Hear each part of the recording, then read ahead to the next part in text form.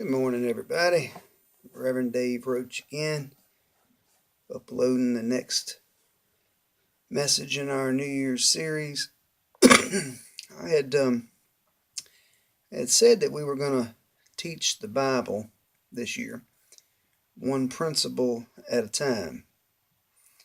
And the last few videos have been dealing with some important subjects such as sowing and reaping and restitution. And today is much the same. I'm going to deal with an age-old question that's been asked by many of you. I'm certain of it. As I did a show of hands Sunday in church of who have asked the following question: well, why do bad things happen to good people?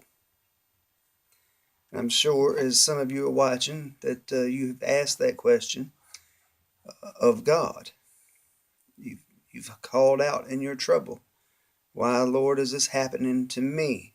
I've done this and I've done that. And the answer, as it was for majority of the congregation Sunday, is not an answer that's easy for you to swallow, as the truth oftentimes is not easy to digest or accept, but nonetheless it is the truth.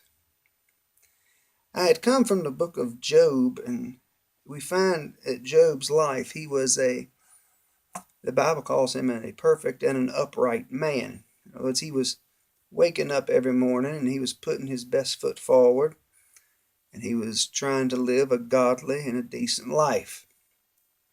And he had reaped the benefits of it. He had increased substance in the land, and he had a blessed household and children, wealth and cattle, and all the things that would come from sowing a good and decent and proper life. And as it says in chapter 1, I believe in verse 6, it says that the sons of God had came to present themselves before the Lord, and Satan came also among them. Of course, the Lord he knew something was up, and he said, what are you doing here? He said, I've been walking to and fro in the earth, walking up and down in it. And the Lord posed a question to him and asked him if he had considered my servant Job. And he said, he's perfect and an upright man, one that feareth God and escheweth evil. And Satan said, does Job fear God for naught or for nothing? He said, you've made a hedge about him. You've increased the works of his hands. His substance has increased in the land. He said, but put forth your hand now and touch all that he hath, and he'll curse you to your face. And the Lord told Satan, he said, behold, all that he hath is in your power.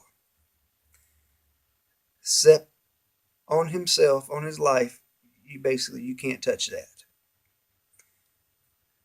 You see, it's not God, brothers and sisters, that causes our troubles. We find it evident right here.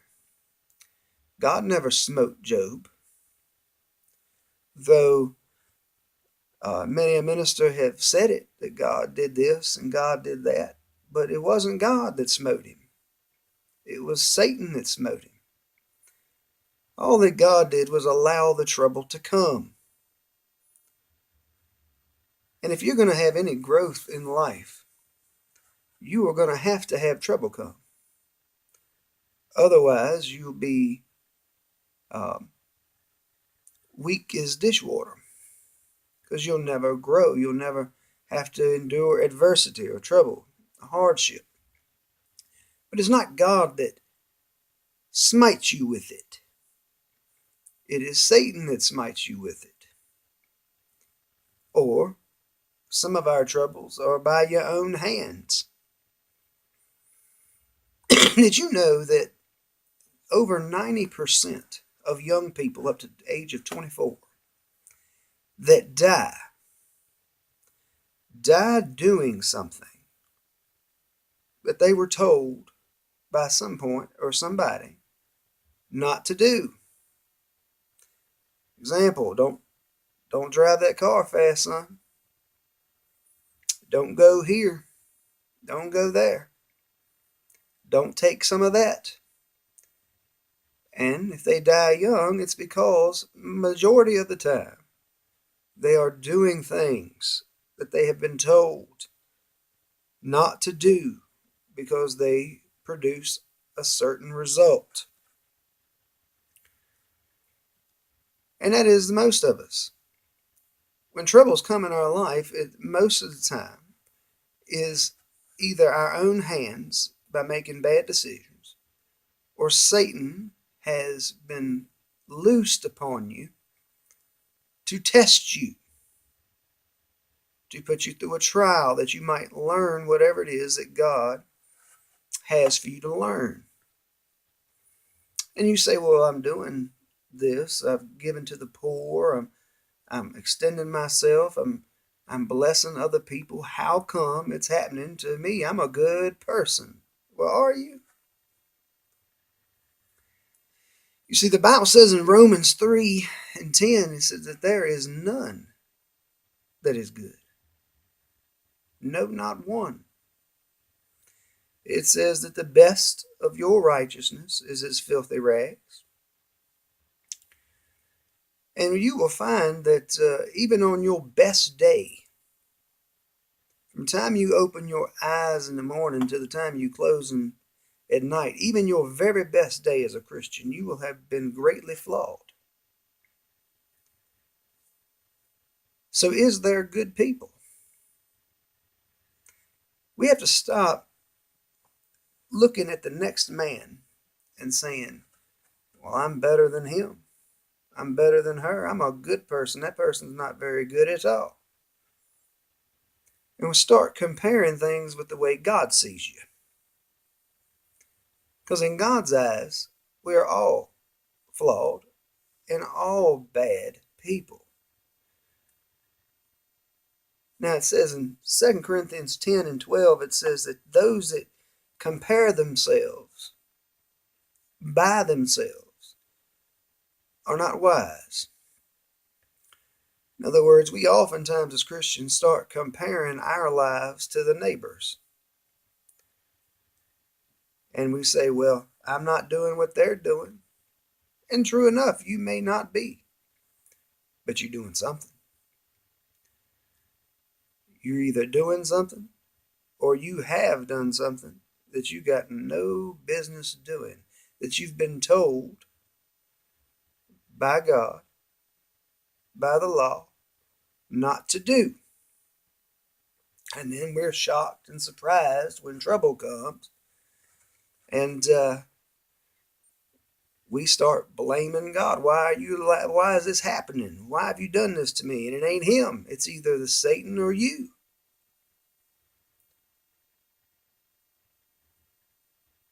Well, that is the answer to the question. Why do bad things happen to good people? The problem is there's not any good people. Not in the eyes of God. Now, among men, you may be a little better in some areas than the next man. But that really doesn't get us off a jump street, because it's not what man thinks about you that matters. It's what God thinks about you that matters. And I have learned in ministry to not beat up the next man over the years, because most of us Christians have enough dirt of our own under our own rugs to bury ourselves alive. Well, that is the answer, people. It's not that bad things happen to good people. It's just that bad things happen to all people. You recall that the Bible says that the The storm beat on both houses. It means trouble came. And one house fell and one house didn't because it was built upon the rock. And that is what separates us from the worldling, is that we're grounded in something. We're rooted in something better and greater than ourselves. We're not great. But he who lives in you is greater than he that is in the world.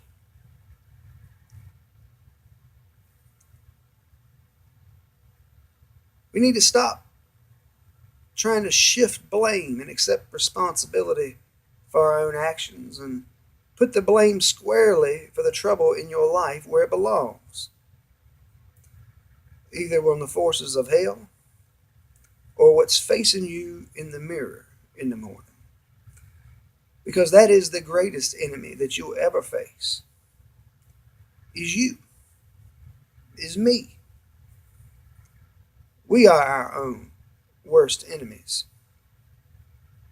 God laid out a blueprint in the Bible and said if you do X, Y, and Z, X, Y, and Z is going to happen, be it good or bad. If we would just follow instructions and trust God, our life would go much smoother and much simpler. So I hope that if those of you who watch this will understand that bad things just happen, and it's part of life. You can either dwell on it, or you can choose to shake the dust off of you and get up and press on toward the mark. And I'll close you with this. Over the years, the reason I have never elevated myself to some high exalted position as a minister is because the higher you go, when you fall, and you will fall. If you fall from a great height, chances are you're going to die. But if you fall from down here, it's much easier to get up, dust yourself off, and press on toward the mark. Till the next time, God keep you and bless you. We love you in the Lord.